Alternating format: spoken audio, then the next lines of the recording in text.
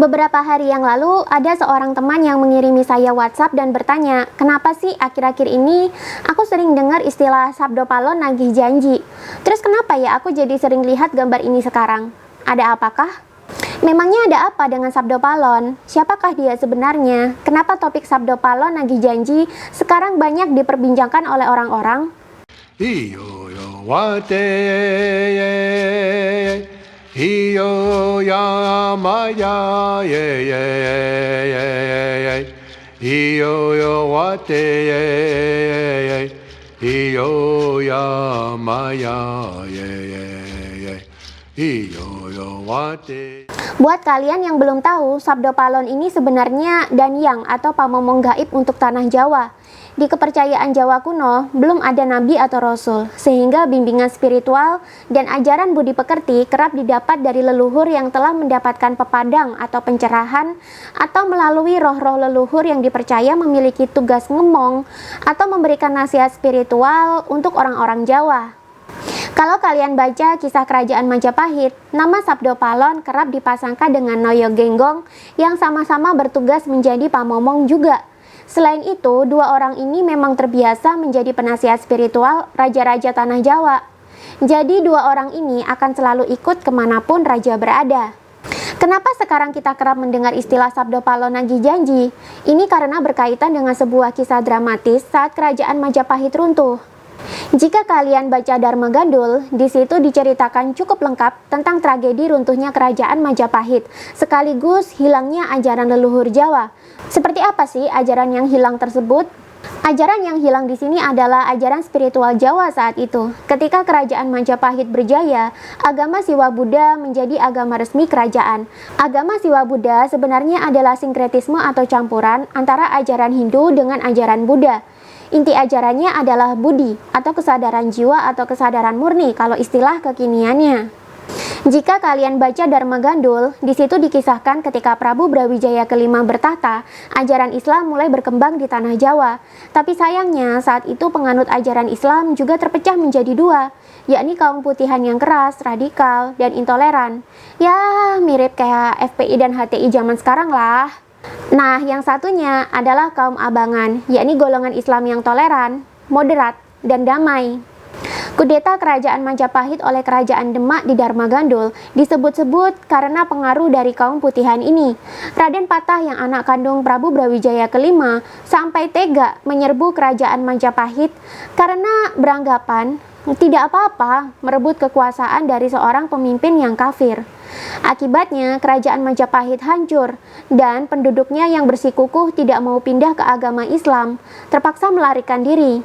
Salah satunya melarikan diri ke Gunung Bromo dan menjadi suku Tengger. Prabu Brawijaya kelima sendiri juga kabur hendak menuju Bali karena ingin meminta bantuan dari kerajaan Bali dan kerajaan-kerajaan lain di luar Jawa untuk menggempur balik kerajaan Demak. Tapi ini berhasil digagalkan oleh Sunan Kalijaga melalui jalan persuasif. Bahkan Prabu Brawijaya kelima akhirnya mau masuk ke dalam Islam serta memaafkan Raden Patah. Namun, ketika Prabu Brawijaya kelima mengajak Sabdo Palon dan Naya Genggong untuk masuk Islam juga, ajakannya ditolak mentah-mentah. Penolakan Sabdo Palon ini juga bukan tanpa alasan, karena melihat tragedi yang terjadi di kerajaan Majapahit, Sabdo Palon menilai banyak orang-orang Islam yang tidak menjalankan agamanya dengan baik. Yang dimaksud di sini adalah banyaknya orang Islam putihan yang menjadi intoleran dan keras, sehingga mereka rela menyakiti orang lain demi alasan penegakan agama. Bahkan kitab-kitab Siwa Buddha saat itu pun disita dari rumah-rumah warga dan dibakar. Kekecewaan Sabdo Palon ini kemudian berakhir pada perpisahan Sabdo Palon dan Noyo Genggong dengan Prabu Brawijaya kelima. Namun sebelum berpisah, Sabdo Palon sempat menuturkan beberapa hal terkait nasib tanah Jawa sepeninggalnya. Sabdo Palon berpesan bahwa ia akan pergi dan membiarkan tanah Jawa dikuasai oleh kerajaan Demak beserta penerusnya. Namun 500 tahun setelah tragedi tersebut, Sabdo Palon berjanji akan kembali ke tanah Jawa dan kembali menjadi pamomong tanah Jawa dengan menyebarkan kembali ajaran Budi.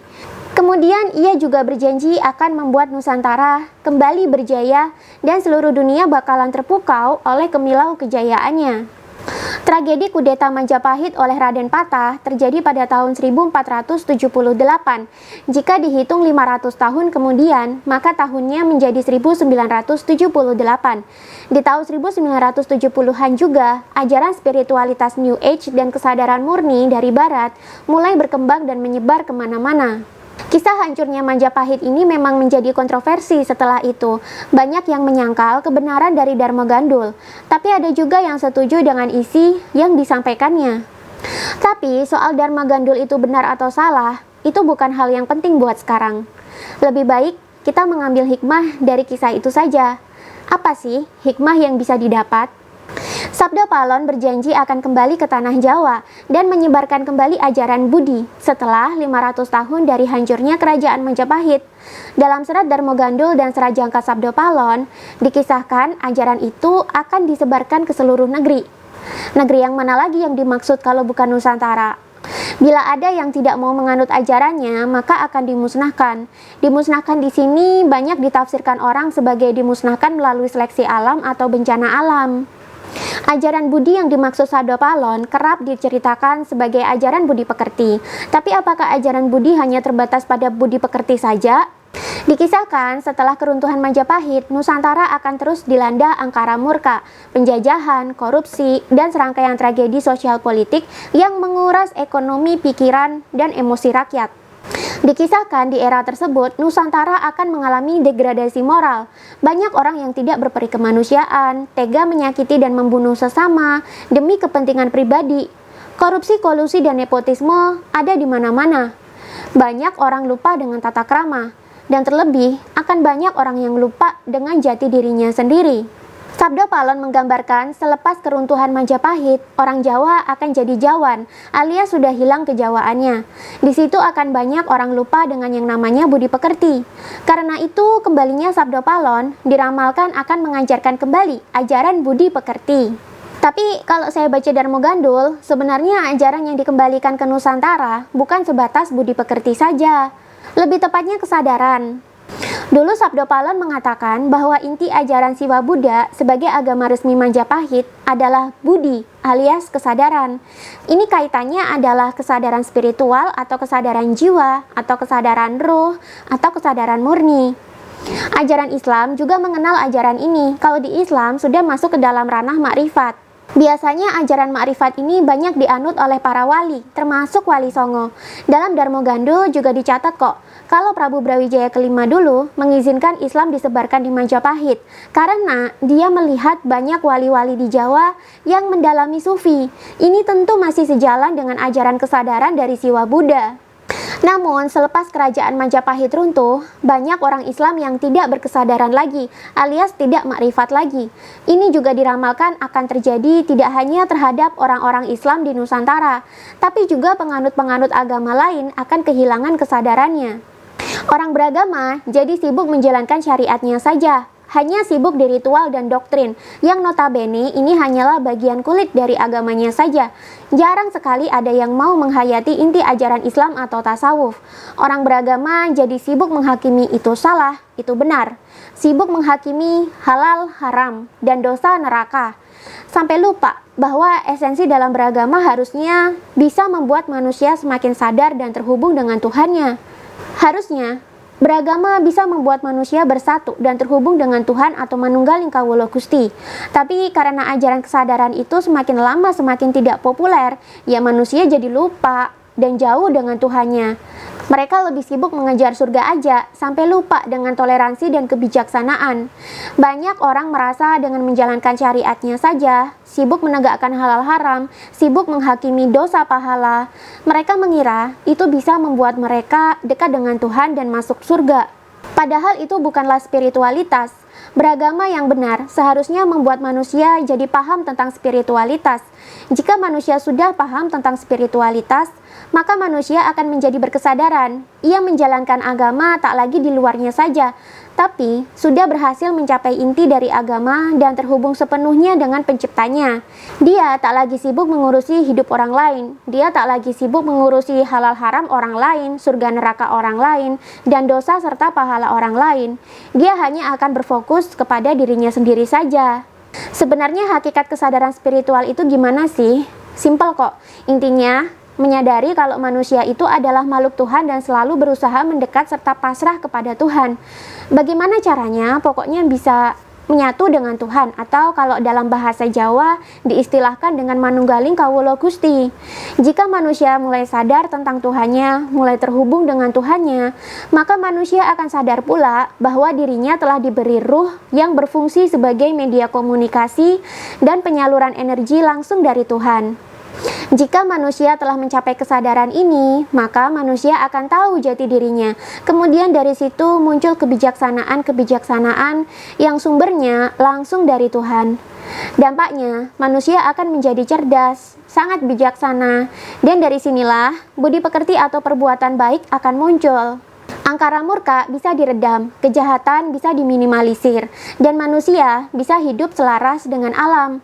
Manusia tak lagi menjadi makhluk perusak, tapi di satu sisi, manusia akan kembali kepada fitrahnya, yakni menjadi khalifah atau pemimpin atau pengelola alam.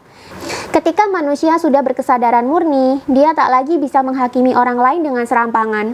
Tak akan ada lagi yang namanya radikalisme dan fanatisme agama. Hidup akan menjadi penuh toleransi dan kedamaian. Manusianya juga cerdas-cerdas, kualitas hidup manusia juga meningkat. Apapun yang dikerjakan manusia, entah di bidang bisnis, pendidikan, maupun pemerintahan, semuanya atas dasar tuntunan Tuhan yang dibisikkan melalui ruh di dalam dirinya masing-masing. Syekh Abdul Qadir Jailani sendiri pernah menyatakan dalam bukunya yang berjudul Sirul Asrar, jika manusia sudah mencapai level kesadaran spiritual yang murni seperti ini, maka setan dan malaikat tidak bisa masuk. Hanya ada ruh manusia atau sang manusia sejati dengan Tuhan saja. Jadi, komunikasi apapun yang terjadi itu benar-benar tanpa intervensi setan atau malaikat. Dari situlah manusia akan mendapatkan tuntunan hidup dan kebijaksanaan yang sumbernya langsung dari penciptanya. Jika dunia ini banyak diisi oleh manusia-manusia yang telah berkesadaran spiritual, tentu hidup di dunia ini akan menjadi lebih selaras dan lebih baik. Manusia jadi hidup berdasarkan tuntunan hati nurani, bukan lagi atas dasar nafsu dan ego. Tapi jika alam banyak diisi oleh manusia yang tidak berkesadaran, maka manusia akan mudah dikendalikan oleh ego dan nafsunya. Jadilah kehidupan akan penuh dengan perebutan kekuasaan, perebutan sumber daya alam, hedonisme, dan banyak orang tega menyakiti serta merugikan sesamanya, cuma agar nafsu hidupnya terpenuhi. Banyak orang yang tega menjatuhkan orang lain, cuma supaya egonya diangkat dan dipenuhi. Jika manusia sudah berkesadaran, tentu hal-hal negatif yang bersumber dari ego dan nafsu manusia ini akan bisa diminimalisir, atau bahkan bisa hilang sama sekali. Tapi sekarang banyak manusia hidup tanpa kesadaran. Manusia bisa jadi tidak berkesadaran karena beberapa hal. Yang pertama, hidupnya tertutupi oleh ego dan nafsu. Yang kedua, karena memang sudah tidak diajarkan lagi ilmu kesadaran itu. Setelah kehancuran Majapahit, ilmu ini diramalkan akan luntur. Namun 500 tahun lagi akan diajarkan kembali oleh Sabdo Palon. Baru setelah itu Nusantara bisa berjaya kembali. Tapi yang tidak mau memeluk ajaran ini, maka Sabdo Palon juga berjanji akan menghancurkan orang-orang yang tidak mau mengamalkan ajaran ini. Kata Jawa sendiri memiliki makna yang luhur. Jawa artinya sadar. Sadar yang dimaksud di sini adalah sadar tentang hakikat manusia sebagai makhluk spiritual. Sadar tentang manunggaling kawula Gusti. Sadar bahwa dirinya telah dibekali ruh sebagai guru sejati manusia dan media komunikasi langsung dengan Tuhan. Sadar tentang esensi berketuhanan, sadar tentang fungsi masing-masing manusia di dunia, serta sadar tentang jati diri masing-masing manusia. Jika manusia sudah tahu jati dirinya, maka manusia tak lagi mudah diombang-ambing oleh segala fenomena duniawi. Sabdo Palon berkata bahwa pasca runtuhnya Majapahit, orang Jawa atau Nusantara akan menjadi Jawan. Artinya sudah hilang Jawanya, artinya sudah tidak memiliki kesadaran lagi. Jika kita lihat kisah ini, memang sepertinya sudah waktunya Nusantara kembali ke jati dirinya. Manusia seharusnya kembali menjadi makhluk yang berkesadaran, karena kita ini adalah makhluk spiritual. Bila kalian mengkaji inti dari tiap-tiap agama, sebenarnya mereka semua memiliki inti yang sama. Semua agama akan berujung pada kesadaran, tapi memang istilahnya beda-beda. Otak kita tentu nggak mampu menghafalkan kitab, hadis, dan kitab-kitab hukum agama lainnya yang berjilid-jilid gitu. Tapi kita sudah punya ruh kita yang menjadi guru sejati kita sehari-hari. Dialah yang menjadi penyampai pesan dari Tuhan langsung ke manusia. Dialah sumber kebijaksanaan tertinggi manusia. Dialah yang senantiasa membisiki manusia agar selalu berjalan di jalan Tuhan. Dialah sumber budi pekerti untuk manusia. Ketika manusia sudah sadar, dia tak lagi sibuk menghakimi surga neraka, halal haram, dan dosa pahala orang lain. Dia tak akan bisa terperosok ke dalam radikalisme dan fanatisme agama. Dia tak akan lagi suka mengurusi dan menghakimi hidup orang lain. Dia hanya berfokus pada dirinya sendiri aja. Hidupnya akan penuh dengan kedamaian dan toleransi. Dia jadi bisa melihat keindahan di antara perbedaan. Untuk bisa seperti ini, tugas manusia sebenarnya hanya perlu menyadarinya saja. Islam menyebut diri sejati atau ruh manusia ini sebagai roh kudsi atau manusia sejati. Kejawen menyebutnya diri sejati atau guru sejati atau sang limo pancer. Kristen menyebutnya roh kudus. Hindu menyebutnya Atman. Buddha biasanya menyebutnya Budi. Bahasa Indonesia menyebutnya nurani atau hati nurani. Sabda Palon berjanji, bila penduduk Nusantara telah kembali kepada kesadaran spiritualnya, maka Nusantara akan bisa meraih kejayaannya kembali. Lalu apakah kisah Sabda Palon lagi janji kini menjadi kenyataan? Memang sih kalian tak harus percaya tentang kisah ini, tapi bukankah kisah ini memiliki pesan yang baik? Semua orang tentu ingin hidup di dalam kedamaian, toleransi, dan keharmonisan kan? Supaya hidup yang seperti itu terwujud, maka manusia harus sadar dulu. Bila sudah kembali ke kesadaran murni kita, tentulah hidup kita akan terus mendapatkan bimbingan agar toleran, damai, dan selaras dengan semesta. Kebijakan dan kecerdasan juga akan meningkat. Dari sinilah budi pekerti akan muncul. Makanya banyak yang bilang ketika Sabda Palon nanti kembali, ajaran budi pekerti akan kembali diajarkan. Tentu saja, otomatis budi pekerti akan muncul bila manusianya sudah berkesadaran. Tapi apakah benar ajaran budi yang dibilang Sabda Palon ini sudah kembali diajarkan ke Nusantara? Kalau saya lihat sih kayaknya iya. Karena memang sekarang banyak fenomena orang-orang pada mengalami kebangkitan spiritual. Mungkin juga termasuk kamu. Kebangkitan spiritual ini maksudnya sisi spiritual manusia mulai hidup kembali. Agama memang mengajarkan spiritualitas, tapi tidak semua manusia beragama itu juga seorang spiritualis. Manusia yang sibuk mencela orang lain dan menghakimi surga neraka, halal haram, dan dosa pahala sudah jelas tidak memiliki spiritualitas. Ajaran agama yang dia amalkan hanya sebatas syariat dan di luarnya saja. Intinya atau spiritualnya tidak. Kalau kayak gini, hidupnya biasanya akan serba insecure, serba ketakutan akan neraka. Tapi di satu sisi juga akhirnya akan jadi mabuk agama karena pengen banget dapat surga. Alhasil biasanya malah menjadi toksik atau racun terhadap sekitarnya. Temennya nggak pakai hijab, udah didalilin katanya bakalan dibakar di neraka. Temannya beragama yang tidak sama dengan agamanya dia sudah dituduh menyembah setan atau syirik atau menyembah berhala. Ada orang masih tahlilan, diceramahi katanya itu bid'ah. Kalau kayak gini terus malah jadi bahan perdebatan dong dan bisa berujung pada perpecahan. Tapi bila manusia sudah memiliki kesadaran spiritual atau kesadaran jiwa atau sudah mencapai kesadaran murni kembali, maka dirinya tak akan lagi sibuk ngurusi hidup orang lain. Dia hanya sibuk melihat ke dalam diri saja.